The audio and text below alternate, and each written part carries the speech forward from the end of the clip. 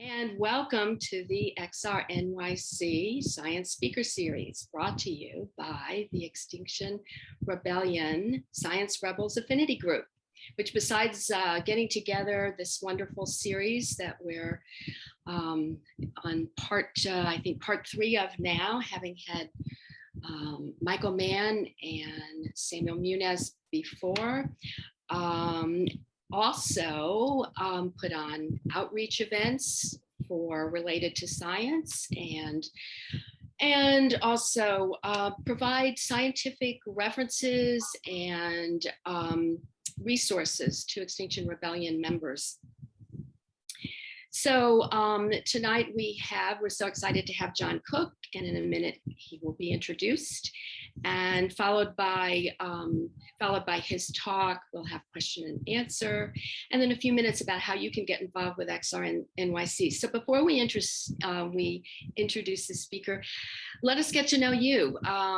Introduce yourself if you wish. Put your name and pronouns in the chat, your location, and anything that you'd like us to know about you and what brought you here today. And this talk is being recorded and will be available fairly soon after on the Extinction Rebellion NYC YouTube channel, maybe other places, I'm not sure, but certainly there. And so I'd like to hand it over to Karen. Hello and good evening. My name is Karen Rude. By virtue of being a member of the comedy group within XRNYC, I had the good fortune to be asked to moderate tonight's program and to introduce our speaker, John Cook. As stated in our group's mandate, we share his interest in the use of humor to engage people with the realities and urgency of climate change. That doesn't mean I'll be funny, unfortunately. For the better part of a decade, I have also been a follower of the skeptical movement, which, unlike climate change skepticism, champions critical thinking and the scientific method. So I have another basis for admiration of his work. John Cook, a scientist and educator, is a research fellow at the Climate Change Communication Research Hub at Monash University in Australia. So he's joining us in the morning in Australia. In 2007, he founded Skeptical Science, a website which won the 2016 Friend of the Planet Award from the National Center for Science Education. The website uses climate change science to diffuse the false claims of self-proclaimed climate change skeptics, and I recommend it to all of you. Cook has used humor and games to advance the cause of climate science and the fight against climate denial. I have been spending a lot of time playing Cranky Uncle, the app he created, all week, and I've been sending it out to my friends and family. The delightful cartoons and fun quizzes unpack the faulty reasoning behind climate change denialism in the most entertaining way. Check it out. Dr. Cook is the author of several books and the freely downloadable Consensus Handbook, Why the Scientific Consensus on Climate Change is Important. The subject of his talk tonight is Cranky Uncle versus Climate Change, How to Understand and Respond to Climate Deniers. I'm certain we are in for a fascinating talk. Before I welcome Dr. Cook, I just want to let everybody know that questions are welcome. Please put them in the chat. I'll be monitoring them. And at the conclusion of John's talk or Dr. Cook's talk, I'll be offering him questions to answer. Welcome, Dr. Cook. Okay, so you can all see my slides, okay? Wonderful. So thank you very much for that wonderful introduction. Really appreciate it. Big fan of comedy, using comedy as a tool for communicating climate change and debunking misinformation. And what I'm going to talk about today is just some of the research that led me to really unlocking comedy as a really powerful tool for pushing back and understanding misinformation. And then I'll finish by explaining how I used that research and applied it in the Cranky Uncle game and some of the some of the approaches, some of the benefits from the game. But I wanted to start by first talking about just the basics of climate change. And I apologize if this is all super obvious for all of you, but sometimes it's good to know the accurate stuff so then we can better understand how accurate facts can be distorted by misinformation. And climate change as an issue is super complicated. Climate science is an incredibly complex field. But ultimately, telling the story of climate change is relatively simple, and you can really do it in just 10 words. And this is based on work by Ed Maybach, who has done a lot of psychological research into people's beliefs about climate change. And he's boiled down what people need to understand in order to support climate action to just 5 key climate beliefs, which he summarizes with 10 words. And those are: it's real, global warming is happening. It's us, we know that human activity is causing global warming. The experts agree, there's overwhelming scientific consensus amongst climate scientists that human-caused global warming is happening. The impacts will be bad from climate change, or not will be bad, are bad, they're happening here and now. But there's hope. We have all the technology, we have all the solutions we need to be able to avoid the worst impacts of climate change. Now, I mean, that's really it in a nutshell. Those are the 10 words that you can summarize the story of climate change with. But boiling it down even more, what Maybach and other researchers have found is that scientific consensus is, or people's perceptions of scientific consensus is a gateway belief. When you communicate to people, when you make them aware that there's overwhelming agreement amongst climate scientists that we're causing global warming, that has a flow-on effect, and people are more likely to accept the reality of global warming, that we're causing it, that the impacts are bad, and importantly, they're more supporting of climate action. So communicating the scientific consensus on climate change is one of those key messages for telling the story of climate change. And that's something that I've spent a lot of time working on over the last decade. In 2013, I worked with a bunch of people within the Skeptical Science team, Skeptical Science being a website that I launched in 2007. And we analyzed scientific papers about global warming and found 97% agreement that humans are causing global warming amongst papers stating a position on human-caused global warming. And when that paper came out, just by pure serendipity, the Obama administration was about to roll out some policy on climate change. And so that message that we were communicating with our research, that there's 97% scientific consensus on climate change, was picked up first by President Obama when he gave his speech launching his policy. He also mentioned the 97% consensus. But what that precipitated then was a lot of backlash and criticism trying to cast doubt on the scientific consensus.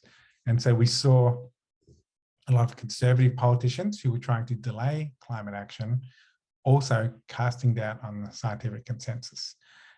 And the end result was, what the public saw was some people communicating that there was scientific consensus and other people casting doubt on the consensus. And this is often how mainstream media portray climate change as an issue. This both sides debate, even on fundamental questions like whether humans are causing global warming.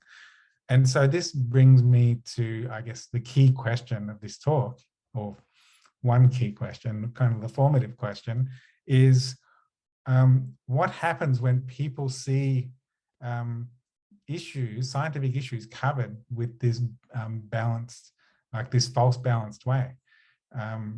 A balanced media coverage is appropriate when it's issues to do with politics or opinion, but when it's a scientific issue, an issue with scientific facts, then providing both sides of a debate can have a misinforming effect. You don't have an astrophysicist being given equal weight with a flat earther. That's just a misleading way to present, to cover an issue. But that's what we often see with climate change. So what happens when people see that kind of media coverage? What damage does misinformation do? And I find really insightful is a study that was published in 2017 by Sander van der Linden, and actually Ed Merbach was one of the co-authors of this study. And they tested what happens when people are presented conflicting pieces of information, facts and myths. And the fact that they were communicating in this experiment was the 97% consensus.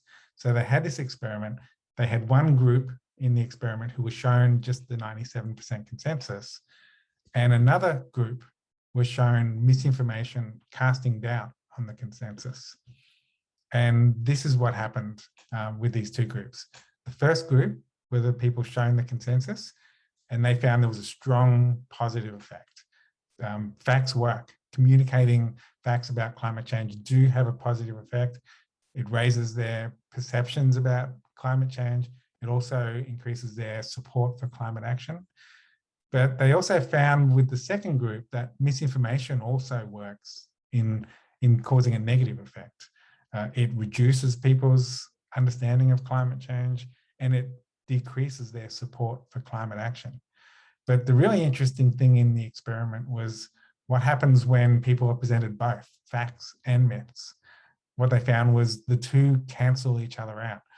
When people are presented conflicting pieces of information and they can't resolve the conflict between the two, then they disengage and they just believe neither. And it's a bit like those old episodes of Star Trek where Captain Kirk gets cloned and you have the evil Kirk and the real Kirk, and Mr. Spock has to work out which is the fake and which is the real. That's the same dilemma that the public find themselves in when all this conflicting information is washing over them. And if they can't resolve the conflict, then the danger is they disengage.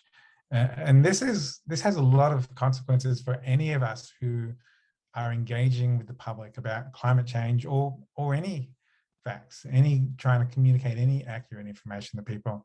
It means that our facts can be cancelled out by misinformation. And even if we work really hard to communicate our facts clearly and in a compelling way that reaches a lot of people, and we get those out there, that work can be undone by misinformation. That means that we can't afford to ignore the danger of misinformation, because if we do that, we leave the public and we leave our facts vulnerable to being undermined.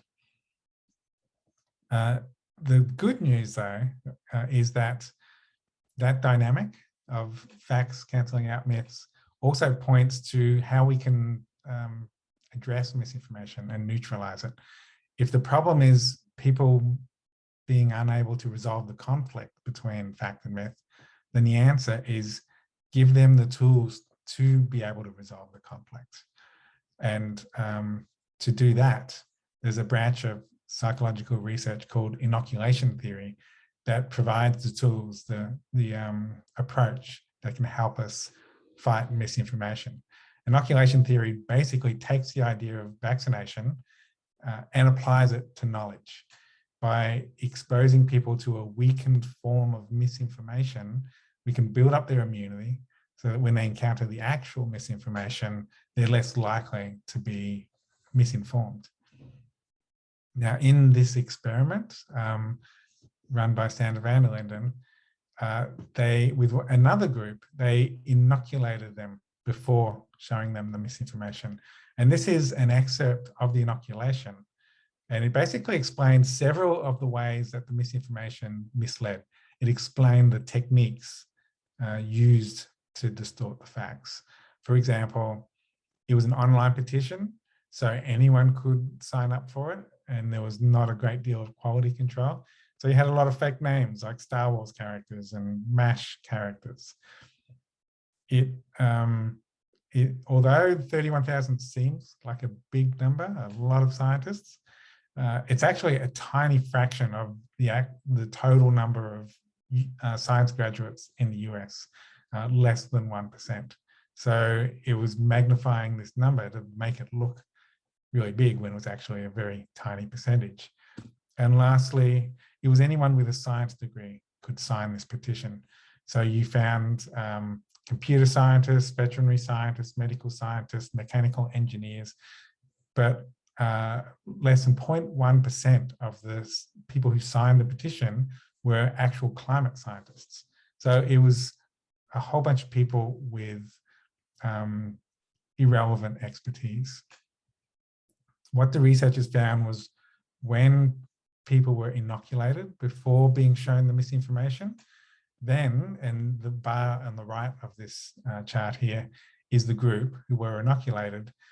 The inoculation allowed the facts to have a positive effect again. So it mostly neutralized the misinformation. And this research and other research that I and others have published basically find that when you explain the techniques used to mislead people, that neutralizes the misinformation. It inoculates them, it builds up their immunity to being misled, it builds up their resilience to misinformation. And so my work has concentrated on building public resilience, finding compelling ways to explain the techniques of misinformation. And I found that humor, comedy, is a really powerful way to explain logical fallacies.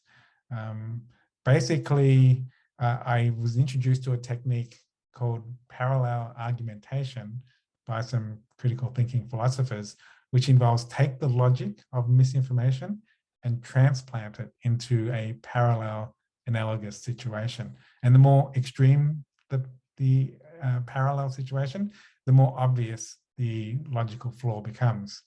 Arguing that cold weather disproves global warming is like arguing that nighttime disproves the sun. It's not looking at the big picture. Arguing that climate change now must be natural because climate change changed naturally in the Earth's past is the same as arguing that a murder victim must have died of natural causes because people have always died of natural causes throughout human history. It ignores that people can die from multiple different reasons. There's no single cause of human death. And here's a non-climate related one. This is actually the most viral tweet I've ever posted. Was in the middle of last year, I think it was around April, May, when the COVID curve was just starting to flatten. And then people started arguing, well, we should open up now because the curve is flattened. It hadn't crashed, it hadn't gone back down. It was just starting to tail off. And that logic is the same as saying the parachute slowed my fall so I can take it off. That's obviously a ridiculous argument, but it's exactly the same logic as the we should stop the social distancing argument.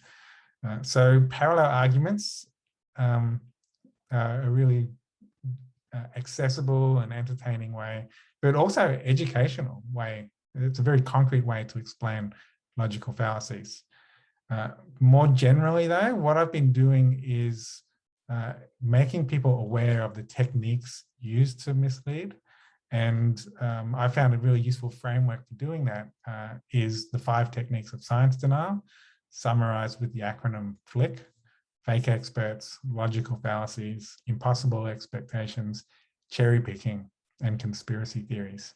Over the last decade, I've been building up the landscape of all the different rhetorical techniques, fallacies, and traits of conspiratorial thinking that you find in misinformation, with the goal of building people's awareness of these techniques so that when they spot them in misinformation out in the wild, they're more likely to see attempts to mislead them and avoid being misled. The big challenge though is that's a lot. There's a lot of information to take in this slide. And so it's a real communication and education challenge not only making people aware of all these techniques, but internalizing them enough that you can spot them in real time. You see an argument on TV or in conversation, someone argues something, to be able to spot those fallacies as they're coming at you is tricky. And so I've now that I've my research has led me towards explaining the techniques as a way to inoculate and developing this framework. The next challenge is how do you do that in a way that people internalize the inoculations deeply enough that it actually helps them spot misinformation. And to do that, I've been inspired by some work by Daniel Kahneman, the Nobel Prize winner. He's written a seminal book, Thinking Fast and Slow. And in this book, he writes about two ways of thinking that we all think through. The first is fast thinking. These are instant, automatic, gut instinct reactions. And the vast bulk of our thinking is fast thinking. We just instantly react to things. It's how our brains are hardwired. As humanity evolved, we had to react quickly to predators jumping out of the bushes. And so our brains are hardwired for fast thinking because it kept us alive in those kinds of situations. And our brains are still the same brains that we evolved with. But we also are capable of slow thinking, which is slowing down and reasoning through problems. It's examples like doing a 2-digit by 2-digit multiplication, or looking at an argument and trying to identify the reasoning fallacy in it. These are difficult, effortful thinking tasks. We can do them, but it's not easy. And that difficulty is the real challenge. It's much easier for us to do fast thinking, and that's most of what we do. But to help people become resilient to misinformation, you need to teach them slow thinking. And it's like a salmon swimming upstream. What I'm trying to do, I'm trying to make people do something that's very difficult. It's what every teacher is trying to do when they're trying to educate their students. But the interesting thing that Kahneman talks about in his book is he also discusses a third type of thinking, which he calls expert heuristics. And this is when you have an expert in a situation who has practiced a difficult task over and over and over again. It could be a heart surgeon who's performed thousands of surgeries, or a firefighter who has been in these complex, dangerous situations and can assess where the danger elements are in a heartbeat.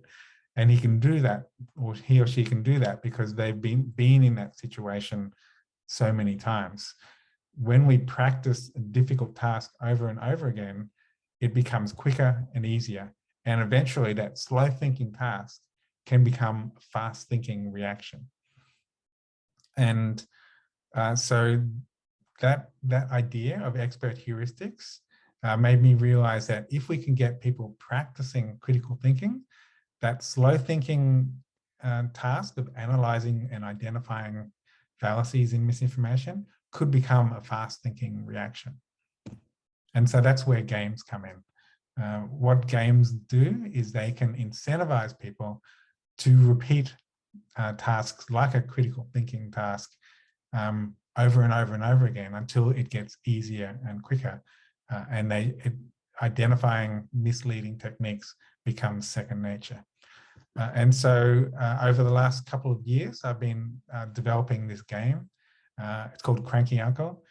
And the idea of the game is you get mentored by a cranky uncle who is teaching you how to become a science-denying cranky uncle yourself. He's like, he's teaching you how to become like him, because cranky uncles all think that they're awesome and want everyone to be like them.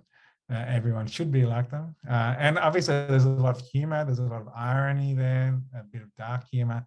But the idea of the game is actually based on a sub-branch of psychology research called active inoculation. Most of inoculation is passive inoculation, where you're explaining to people techniques of denial, and they're passively receiving those explanations, just like what I've been doing over the last 20 odd minutes. But active inoculation gets people interactively participating in the process and even generating those misleading techniques themselves as a way to learn them. And digital games are a really perfect mechanism for getting people interacting with these kind of active inoculation games. And so this game takes the flick taxonomy, all the techniques of denial, and all those sub techniques, that big landscape of fallacies, and the player goes through them. First, Cranky Uncle explains the each technique, and the game uses a lot of examples, a lot of cartoons to illustrate the logical flaws using that parallel argumentation approach. So it's using lots of humor and cartoons to make the explanation process more entertaining and enjoyable. But once people have learnt those techniques of denial, then you practice spotting them in quiz questions. And every time you get a quiz question right, you earn cranky points. You get a little bit crankier. And when you level up, your mood gets crankier. You go from agreeable to peevish to huffy to feral. I think that's one of the higher levels. But yeah, you just get it. Your mood gets crankier and crankier as you go up the levels of the game. And all of this is to incentivize players to get further into the game, because the more they play, the more they practice critical thinking, and the more resilient they become against misinformation. What we've, since we launched the game in December, I've been encouraging teachers to use the game in their classrooms, and I've set up a group code system so that they can sign up for a group code and give it to their students who can get straight into the game and start playing it really quickly and easily. And also the game is, you can either play it on iPhones or Androids or on browsers. Basically anyone with internet access can play it. And what's really pleased me has been seeing the game being signed up in states all across the US, as well as 16 other countries, even though the game's only available in English at the moment. And red states and blue states. This made me realize that one of the big challenges for me as someone fighting climate misinformation has been, how do you penetrate echo chambers and these siloed communities that only consume information that's consistent with what they already believe? Conservative communities that consume Fox News or just misinformation on social media. And classrooms, I think, are a really powerful way to reach all those communities that otherwise wouldn't have access to these kinds of critical thinking content. The one thing that has vexed me, though, is I haven't cracked the decoders. So I keep putting hints out on Twitter whenever we get a new state.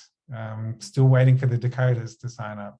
So if anyone knows any educators in North or South Dakota, please, yeah, give them a little nudge, see if they're interested in having their students play the game. And what we're doing now is going through the process of translating the game into multiple languages. We actually just finished the Dutch translation over the last week, and the German translation is close behind there. And I'm told that French is starting to heat up too. And quite incredibly, we have French translators from France, Canada, and Tunisia. So it's a real global volunteer effort there. And so anyone interested in helping us to translate the game into other languages, just go to the URL at the top of the slide here, because we're looking for more volunteers and just trying to make this game accessible around the world. So the last thing I wanted to share with you was the URLs, if anyone's interested in checking out the game. So it's free on iPhone, Android, or just on a browser. You can play it on your computer. And so, yeah, so please feel free to check it out. And feel free to contact me at crankyuncle.com if you have any feedback or questions about it. I think I might stop there. Usually I have this terrible habit of going long, but I've actually finished a little short, which means that there's more time for Q&A. So that hopefully you have lots of questions. That was I'm fascinated by the science of inoculation. I'm very, very interested in everything you said. We do have a few questions already. I invite other people to post questions in the chat. Megan Combs asked, does Cranky Uncle ever make any reasonable claims? Yeah, that's a good question. One thing about the game is we wanted people to be able to tell the difference between accurate claims and inaccurate claims. And so we do have true statements in there and like a true or false options in the quiz. So there is that element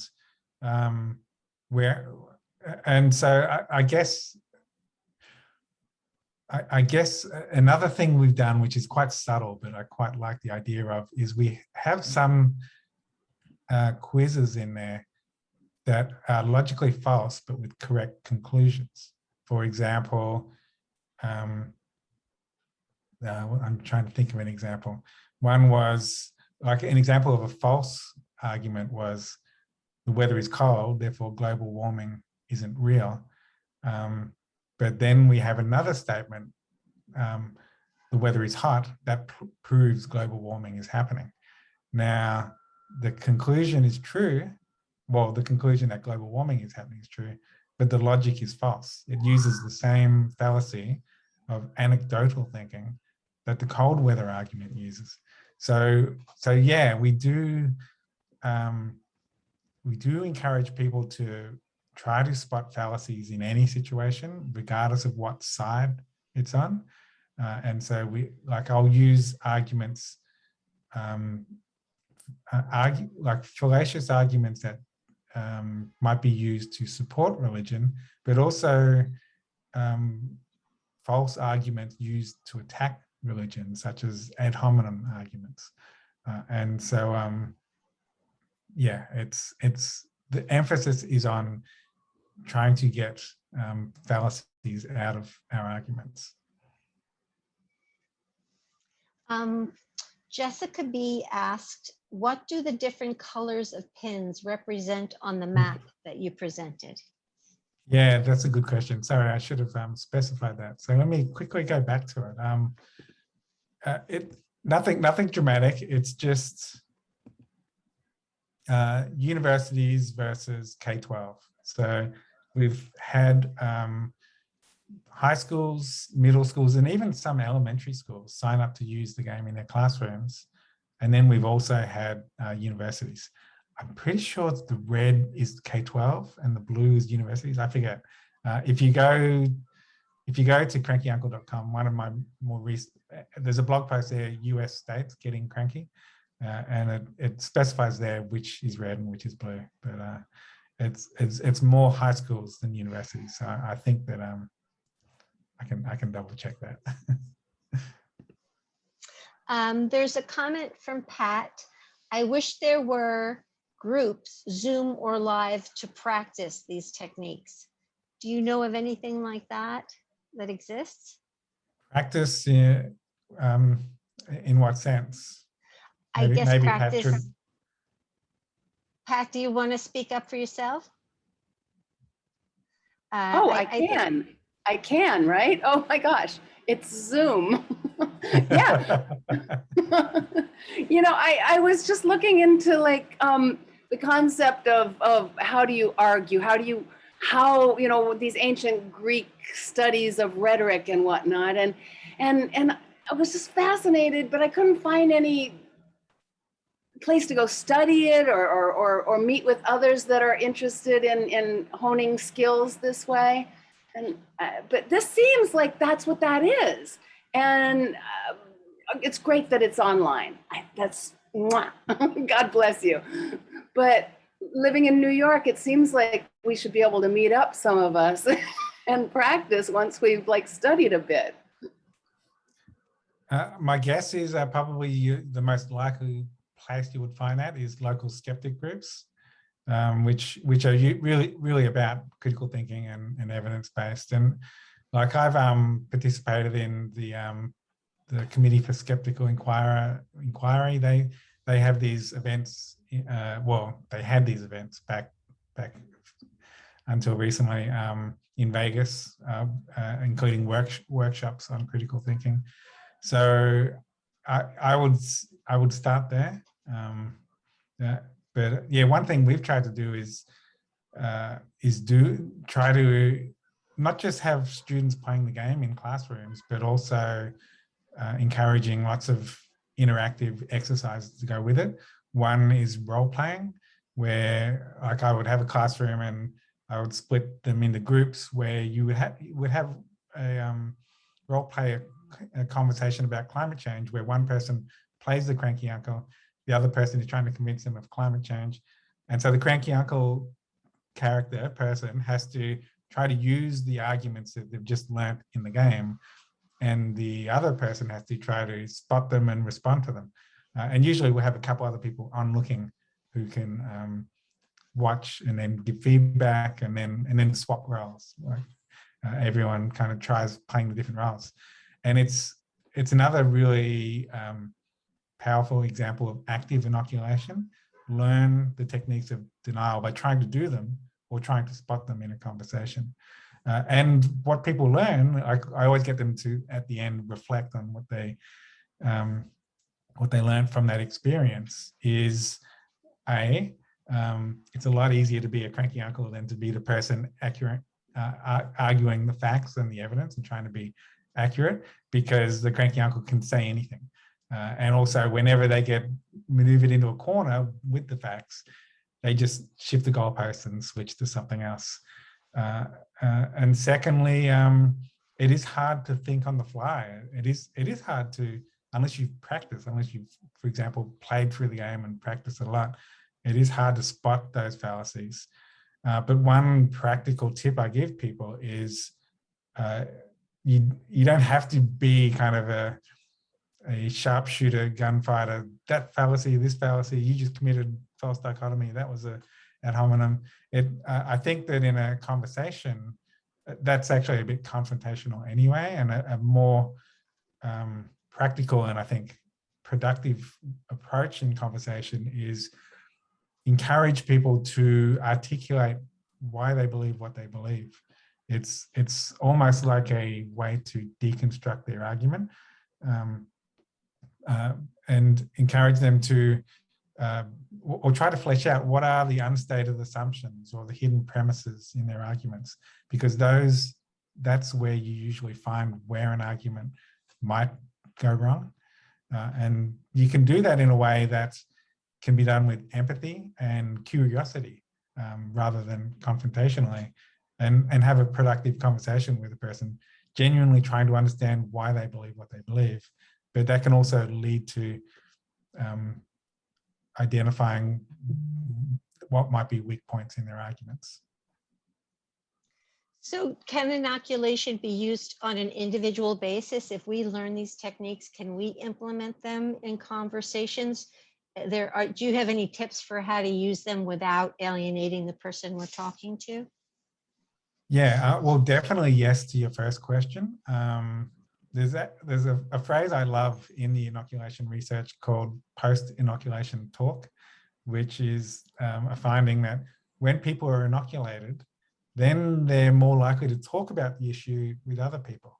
And that's especially important with climate change, because people tend to not talk about climate change with their friends and family. Even the people who are on board, who are concerned or alarmed about climate change, surveys have shown that most of them don't talk about the issue.